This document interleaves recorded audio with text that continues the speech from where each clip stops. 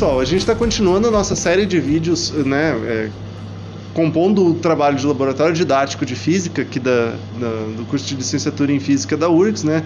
Meu nome é Gessé e hoje eu estou aqui com o professor Leonardo Heidmann, né.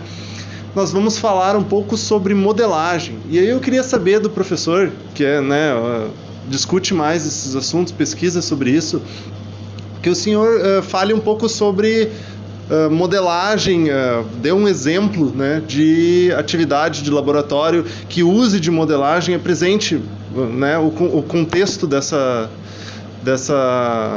desse formato de educação dentro do laboratório de física.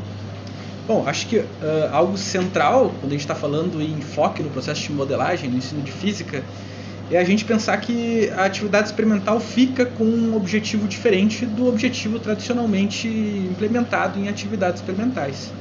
A gente, de certo modo, tem como um elemento central desse tipo de atividade enfatizar que o conhecimento científico é representacional, né? Ou seja, o conhecimento científico ele não é uma cópia de uma suposta realidade objetiva independente da gente, né? O conhecimento científico ele é uma tentativa de representar a realidade baseado em teorias científicas, mas considerando uma série de simplificações da realidade.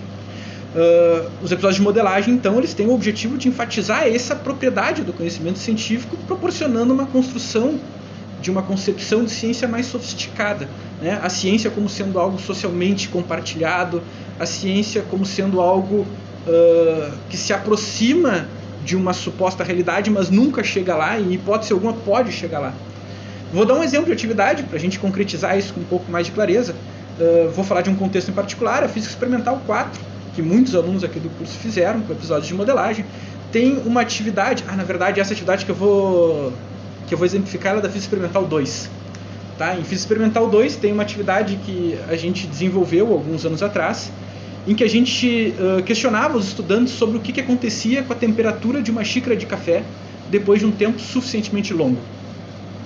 A predição dos alunos, de modo geral, é de que a temperatura da xícara de café vai se igualar à temperatura ambiente. E aí eu mostro para os estudantes que, na verdade, a temperatura da água de uma xícara de café vai ficar abaixo da temperatura ambiente. E isso traz um certo desconforto, né? Isso causa uma surpresa. Por quê? Porque a gente aprende, em diversos contextos, que depois de um tempo suficientemente longo, qualquer objeto que resfria submetido ao ambiente, ao ar externo, vai evoluir para uma temperatura igual à temperatura ambiente, né? A lei de aquecimento de Newton diz isso, inclusive. E aí a atividade vai ser, o desafio que é colocado aos estudantes é explicar o porquê a lei de aquecimento de Newton não explica essa situação e o que a gente precisa modificar no modelo, na representação que a gente tem da realidade para explicar esse evento que os nossos modelos não dão conta. Né? E aí os estudantes se dão conta a partir dessa situação que a lei de aquecimento de Newton pressupõe que não existem perdas de energia por evaporação e que eles precisam colocar esse elemento dentro do modelo, ou seja, precisam modificar uma idealização no modelo para explicar essa nova situação. Ou seja, de certo modo, apesar de ser uma atividade com forte enfoque no formalismo científico, na matemática, nos conceitos e tudo mais, ela traz um elemento sobre a natureza da ciência muito importante, que é os modelos científicos são representações, e como representações são simplificações da realidade. Elas não consideram todos os elementos da realidade. E eu posso rebuscar esses modelos colocando novos elementos dentro desses modelos. Certo? Certo. E onde tu diria que entra o modelo dentro do conhecimento científico? Tipo,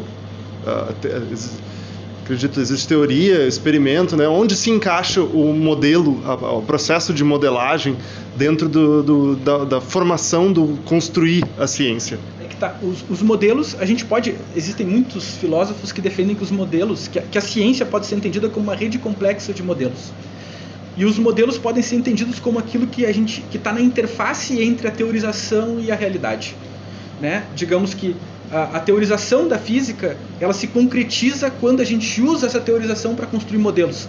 Por exemplo, se eu digo que força é igual a massa de aceleração, eu acho que todo mundo que vai assistir esse vídeo deve conhecer essa relação, ou se não conheceu, logo vai conhecer, né? Eu estou falando de uma coisa geral, uma coisa que não se aplica a uma situação específica, né? Por isso que a gente diz que isso está no âmbito da teoria geral, na mecânica newtoniana. Quando eu construo um modelo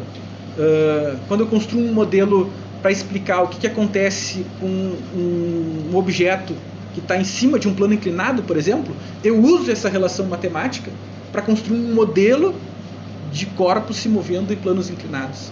Quando eu uso essa lei para explicar o movimento de um pêndulo, eu estou usando essa relação para construir um modelo. Só que esse modelo não é a realidade. Né? A gente tem uma série de exemplos de modelos. O modelo de gás ideal, por exemplo, né, tão ensinado em qualquer nível de ensino, ele tem uma série de simplificações da realidade por trás. Ou seja, ele não é a realidade, não representa o evento com todas as suas nuances, com todas as suas particularidades. Na medida que a gente constrói esse modelo para avaliar o grau de adequação dele para representar os eventos e os objetos, a gente parte para uma abordagem empírica. É ali que a empiria entra, com uma forma de avaliar a adequação dos modelos e não mostrar que eles são verdadeiros ou não. Porque eu já sei de antemão que o modelo não descreve o evento em sua totalidade. Certo? Ou seja, em algum nível eu já sei que ele está errado antes mesmo, errado bem, entre aspas. De antemão eu já sei que ele não é a realidade. Que ele é impreciso. Ele é impreciso. Eu preciso avaliar o quanto essa imprecisão me torna faz com que esse modelo seja inútil, digamos assim, que ele não seja suficientemente preciso frente aos objetivos que eu tenho, né? E isso eu faço contrastando as suas predições com dados empíricos, com coisas que vêm da experimentação. Certo? Certo. Muito obrigado, professor. E professor Léo, professor de Física da URGS aqui, né? E se vocês quiserem acompanhar mais conversas como essa sobre assuntos de laboratório, de física, né? Podem continuar aí no nosso canal aqui do Instituto de Física. A gente tem outros vídeos, inclusive, para que vocês possam assistir. Muito obrigado.